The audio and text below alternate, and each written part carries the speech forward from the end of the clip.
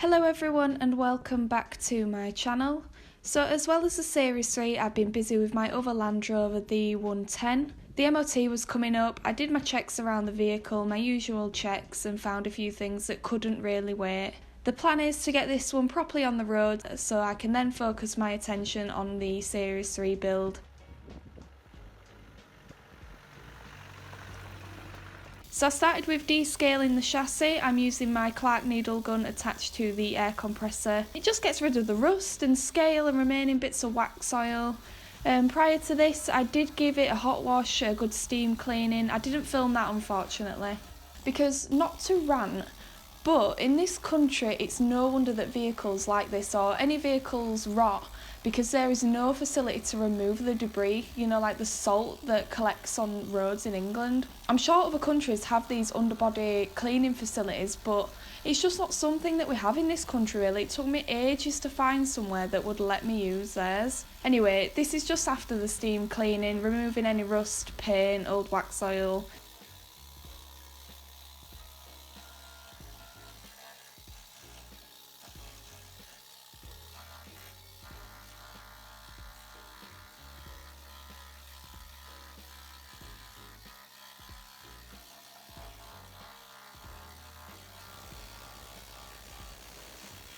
After that, I removed the floor in the rear. I used the needle gun on top of the chassis rails, as you can see here. So this is the culprit, this is why the floor had to come up. The infamous rear seat box cross member. It's been previously patched, but it's too far gone now. It couldn't sensibly be repaired. It's so thin and holed, it looks so sorry for itself. Now I'm drilling out the rivets to take off the rear side quarter panel or valence panel, whatever you want to call it.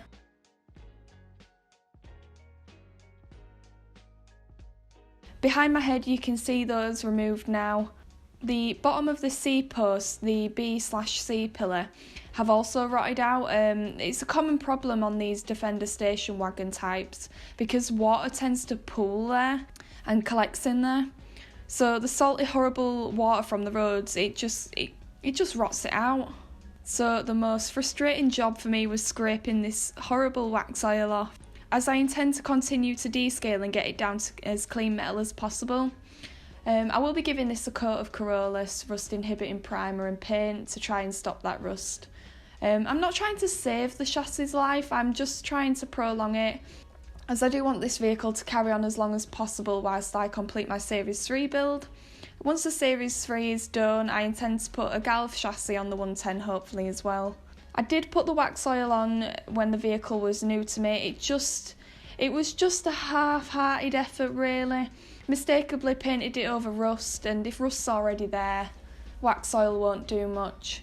It was better than nothing at the time, but now I'm left with a headache trying to remove the old wax oil. I've learnt from my mistake, but I'm trying to rectify it now. I'm just trying to get it to a state I feel like it'll last for a bit longer. I've already attacked it there with a wire wheel on an angle grinder, but I couldn't really get into the top there without damaging things like brake lines. I just want to put in a little disclaimer and apology for the haphazard nature of the clips in this video. I didn't originally intend to heavily document each stage of the work on this vehicle, and the work was not planned. I just worked through the problems I found as I went along. Most clips were originally captured as potential little snippets for Instagram or stock footage, but I thought since people seemed quite interested in the Series 3 build, it would be worth compiling them into a proper little video series for YouTube as best as I could. So yeah, all these clips are somewhat randomly taken over many days and locations, but I've tried to put them together and explain what I've done as best as I could. I hope you find it interesting. Now I'm driving it up to the family house, as there's space big enough on the driveway. I got this shot as I thought it was really interesting, the prop shaft. It looked quite interesting to me, all spinning round and seeing how it all worked. I thought it'd be quite a nice shot to get really. I don't really have any space at my house to dismantle the 110, it was quite a struggle for me, so just using the driveway up there.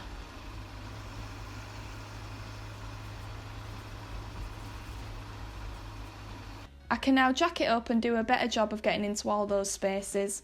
I decided not to mess about and take the rear axle off to get access to everything. I can then refurbish the parts, replace bushes as they weren't looking too clever on the top of the A-frame ball joint top links. The chassis is now supported on some axle stands, letting the axle hang.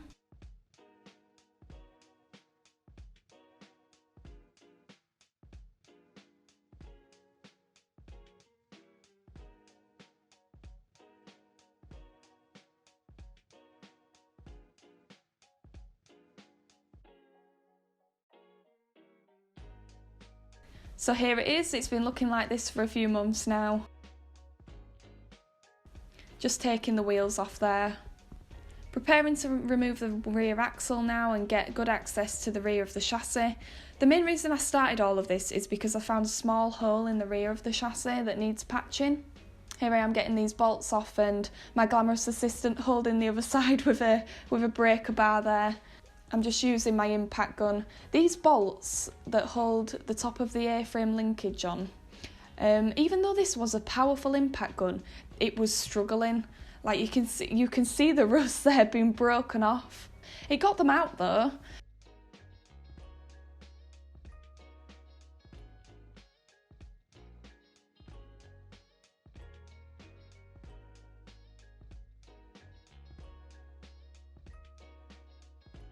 These are the bolts in question. These go through the cross member holding the self-levelling unit on.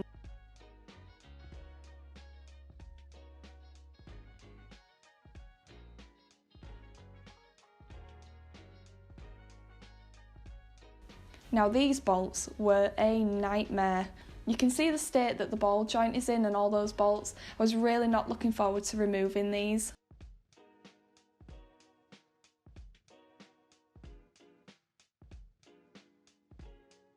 That's all broken. I knew I needed to replace the ball joint. As you can see, that's all split there, the gate is split. It was too much hassle to do in situ. I rounded 2 sockets trying to get those bolts off.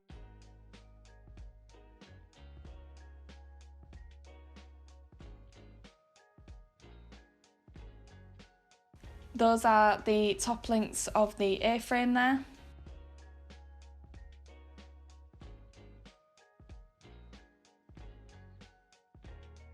All of these bolts put up a great fight.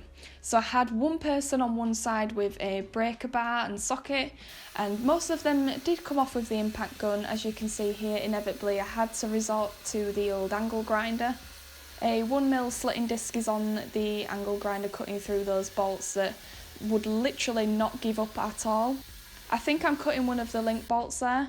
I got one off with the impact gun there, which I always try at first because I don't really want to resort to using an angle grinder. Here's the arms that are quite badly rusted. I'm not worried about them being compromised as they're very thick cast steel, but they're not in the best of conditions. It always did my head in how it looked under there. I don't really like the sight of rust.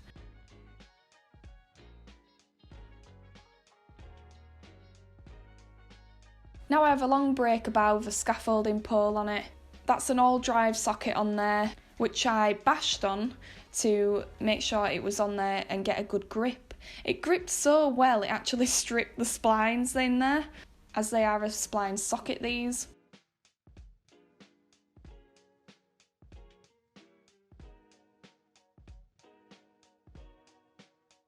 All it did was round the bolt and round the socket.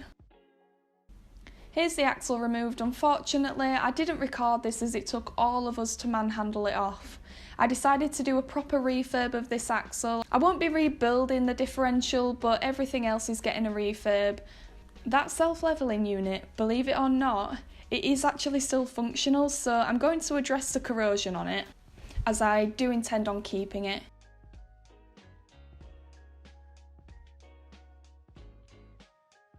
Now these springs, I think someone has put stiffer springs on the rear, so since the self-levelling unit is working, I think I'm going to go back to standard springs and get more use out of that self-levelling unit. I removed the shocks to give them a repaint as well.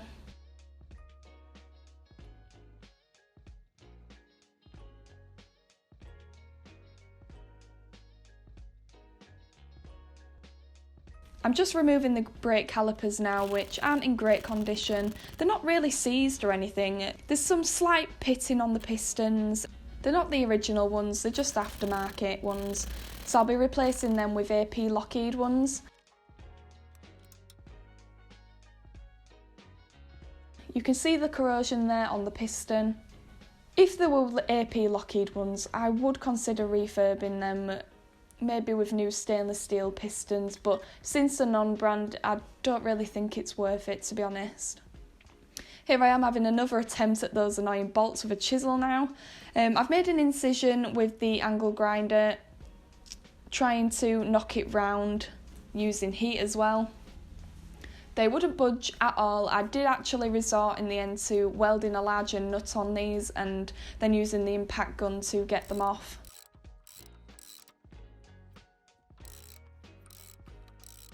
Cutting a few more stubborn bolts now. They were so corroded, they were just rounding with the impact gun these.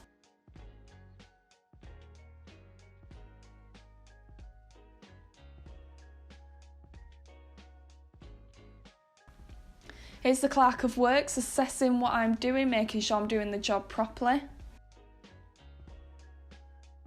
I'm just cleaning up the threads of these bolts that I'm going to be removing, as I do try my best with a wire brush before I have to resort to an angle grinder, so I'll always try my best to clean up the threads, try and get them off with the impact gun or whatever tools I can before resorting to the angle grinder, but some of them are just too stubborn. Getting as much corrosion off so the nut doesn't have to force its way through that, and a squirt of penetrating fluid should do the trick. If they're going to come off, they're going to come off with that and the impact gun. So the plan is to nip the corrosion in the bud, as I'm getting to the point with this vehicle that holes are starting to appear and it's just not brilliant.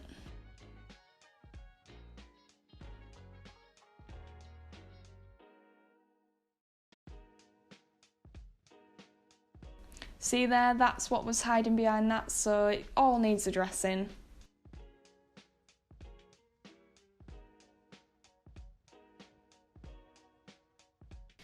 I will be using the Corollas Rust Inhibiting Primer, getting ready for that now. I'm at the stage now where I've started keying it up, ready for that paint.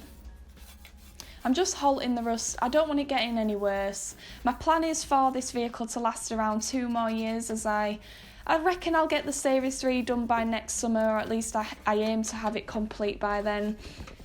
I will then do the same process that I've done for my Series as I will do with my 110.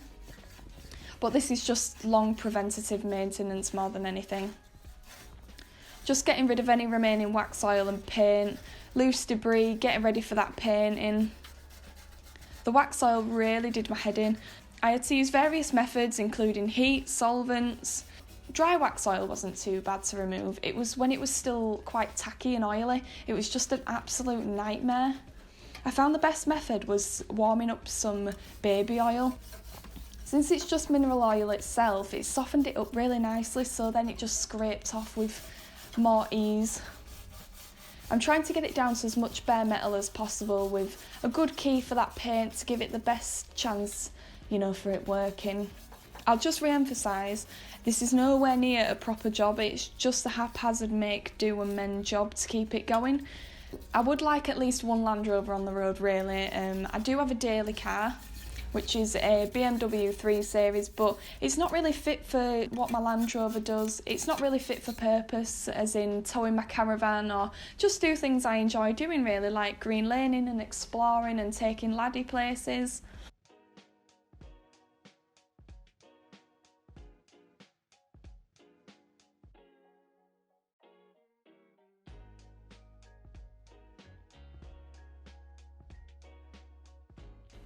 Moving on to the axle now, this is prior to stripping it.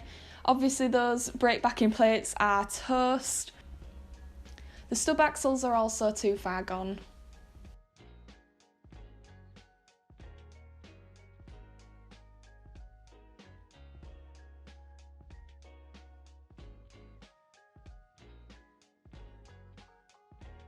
It will be getting brand new bearings, etc. Those splines are too far gone as well, causing too much play in the diff. These backing plates were thin, and any parts like this I'm just going to put new on. It's all work that needed to be done when I eventually get round to doing the 110 properly. So I'm doing a semi-proper job on this axle because I will be keeping it. You can see the mangled brake pipe there. I will be replacing those with conifer ones.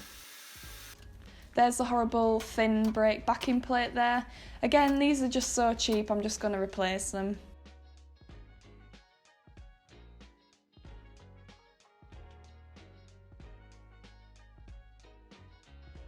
Having another vain effort, again with a bigger chisel now, after a few days of soaking in oil, still wouldn't budge.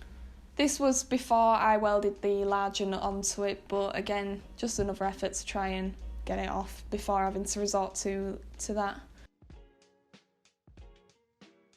As you can see, the axle isn't too bad really, it's some surface rust, but I do want to keep as much of the original vehicle as possible, just refurbish parts, and obviously I will be replacing the chassis. So it'll be getting new brake calipers, backing plates, bearings, brake discs. I won't be replacing the diff pan, just new zinc plated bolts with a new gasket. Cleaning up some parts now, getting that remaining wax oil off of the upper link brackets. Once all that old wax oil is removed, I'll be going over it with a wire wheel on the angle grinder and a wire brush as well. That's the sort of surface that you get in the middle there if you really persist with it. You can see little dimples there where the needles have just been working their magic. It's a very, very useful tool. I'd recommend you getting one if you have a compressor powerful enough.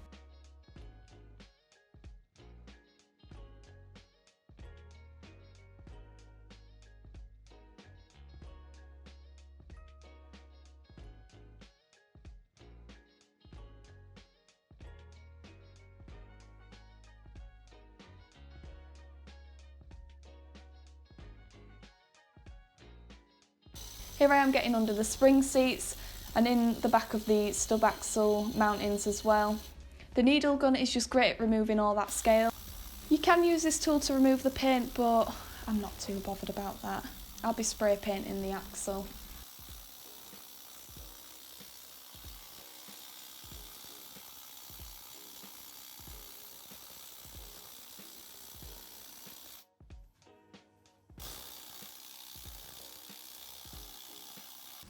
With the chassis I am just going to brush the Corolla's paint on, but I will be spraying the axle because you can see it and I want it to look as presentable as possible. I mean, you do somewhat see the rear axle from behind, so this is another reason I have taken it off, to paint it properly. I want to spray it to get a nicer finish more than anything.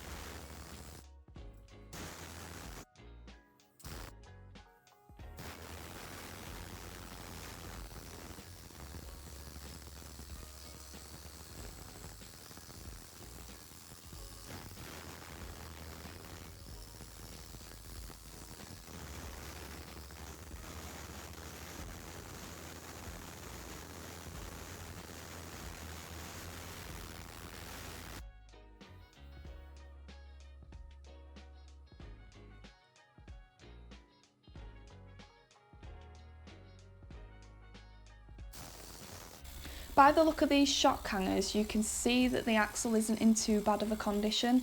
These are normally worn oval if the shocks have been loosened for too long. But as you can see, they're still somewhat round, so thankfully these don't need replacing this time round.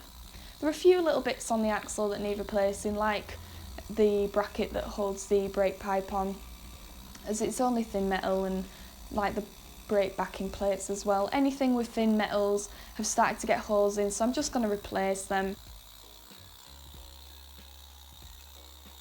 I don't know if you can see, but there's another bolt there that I just couldn't remove. It's for the roll bar linkage. I had to weld another bolt on there to get it off because the ball joint was just spinning round.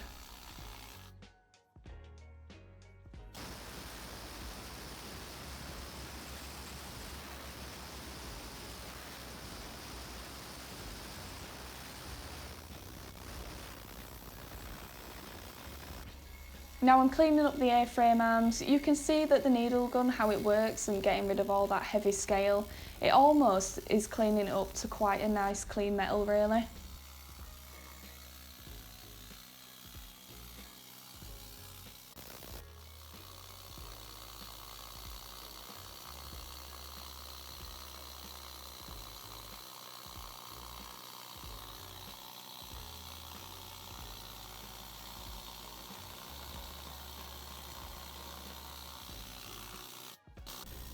For the front, I've got new galvanised spring seats and shock towers because the towers on the front were just corroded and holed.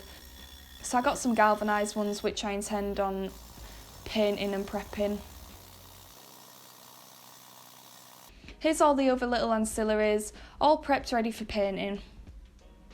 So after the needle gun, which has removed the worst of the scale, I'm now going over with a wire wheel on the grinder. I always get a lot of people questioning why I don't use a sandblaster and why I don't just get things sandblasted. I don't really want to pay for the expense of using one all the time, to be honest. And the Corollas paint, you don't really need it to be that clean. I do agree that sandblasting would be preferable, but I don't really have the money to have as many parts and ancillaries sandblasting as what I need. I just do the best I can because I am doing it myself. I like to do things myself as much as possible. I prefer not to pay companies to do work like that for me.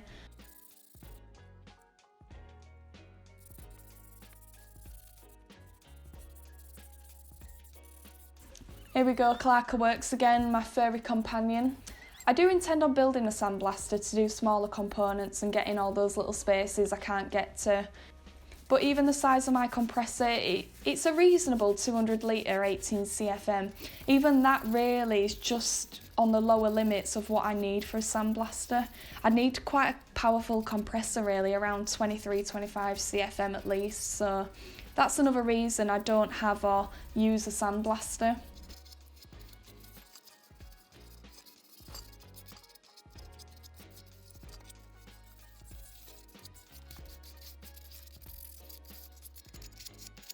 But this is what I managed to achieve with the needle gun and wire wheel, or a brush, the wire brush. It's a little bit dirty as I haven't cleaned it properly yet with a solvent. There is still some rust there, but it's only surface rust, it's not flaking off or anything like that, so Corollas should just attack that rust and stabilise it.